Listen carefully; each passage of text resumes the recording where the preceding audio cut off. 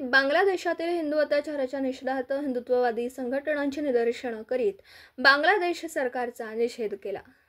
तसेच भारत सरकारने तातडीने हस्तक्षेप करून हिंदू बांधवांवर सुरू असणारा अत्याचार थांबवण्याची मागणी यावेळी सर्व हिंदुत्ववादी संघटनांकडून करण्यात आली।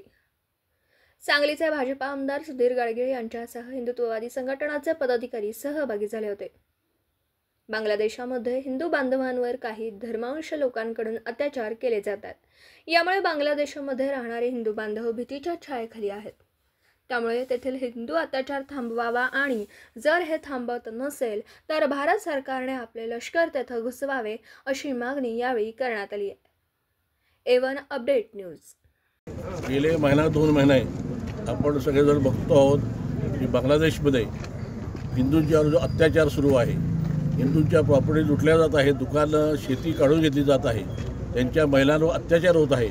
अशा प्रकारे या बांगलादेश सरकारचा आम्ही निषेध करण्यासाठी आज संबंध महाराष्ट्रावर हा आपण कार्य आयोजित केलेला आहे आणि बांगलादेश सरकारचा आम्ही या निषेध केलेला आहे आणि भारत सरकारने त्यांच्यावर दबाव आणून या सगळ्या गोष्टी थांबवल्या पाहिजेत असे आम्ही त्यांना विनंती करतोय। नाही बघले राज्यात केंद्र सरकार असलेली बांगलादेश पण नाही आहे, ते आपल्याला आणायची गरज आहे। काय सरकारकडे मागणी राहील तुमच्या आग्रही? आपली मागणी राहील की जे हिंदूंना संरक्षण आपण दिलं पाहिजे, तिथल्या येणाऱ्या सर्व हिंदूंना इथं आपण सामावून घेतलं पाहिजे आणि इथल्या बांगलादेश आणि रोहिंग्यांना ते परत पाठवलं पाहिजे ही अशी आम्ही विनंती करणार आहे।